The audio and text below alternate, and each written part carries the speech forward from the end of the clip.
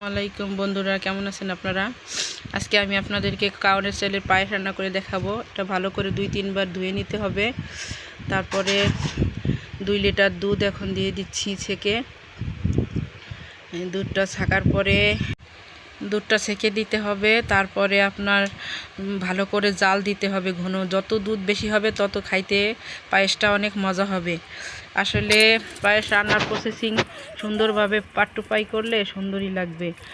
আশা করি আপনারা পাশে থাকবেন। এখন দিয়ে দিচ্ছি কাউনের চালগুলো সব ধুয়ে দিয়ে দিচ্ছি দুধের ভিতরে। তারপর একটু নাড়াচাড়া করে দিতে হবে। নাড়াচাড়া করে দেওয়ার পরে কিছু মশলা অ্যাড করতে হবে। এই মশলাগুলো ভালো করে নাড়া দিয়ে তারপরে কিছু তেজপাতা দিতে হবে। তারপরে আপনার দিতে হবে একটু নাড়াচাড়া, এলাচ, গরম মশলা, মানে খালার এটা এলাচটা দিয়ে দিলাম, লবণ দিয়ে দিলাম মিষ্টির ব্যালেন্সের জন্য। তারপর একটু নাড়াচাড়া করব। এখন দিয়ে দিচ্ছি গুঁড়ো দুধ, 3 প্যাকেট গুঁড়ো দুধ এর সাথে মিশিয়ে নিলাম। তারপরে সুন্দর করে নাড়াচাড়া দিতে হবে।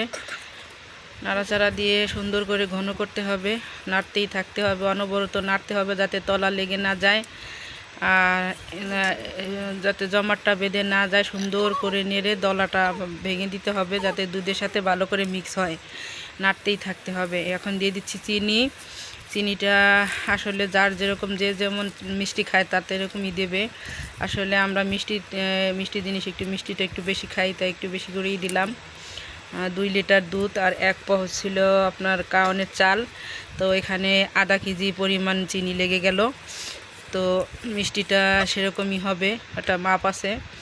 তো আপনারা দেখতে থাকুন কিভাবে রান্না করি। তো এইভাবে জাল দিতে থাকবো আর নাড়তে থাকবো, জাল দিতে থাকবো আর নাড়তে থাকবো। নাড়তে নাড়তে যখন পায়েসটা ঘনত্ব হয়ে আসবে তখন বুঝতে হবে চালটা ফুটছে কিনা, একটু দেখতে হবে হাত দিয়ে। তারপরে দেখলেই বোঝা যাবে যেটা ফুটে গেছে। তারপরে আপনার নাড়তে হবে অনেক সুন্দর করে, চারপাশ ঘুরাইয়ে নিচে যাতে তলাটা লেগে না যায়।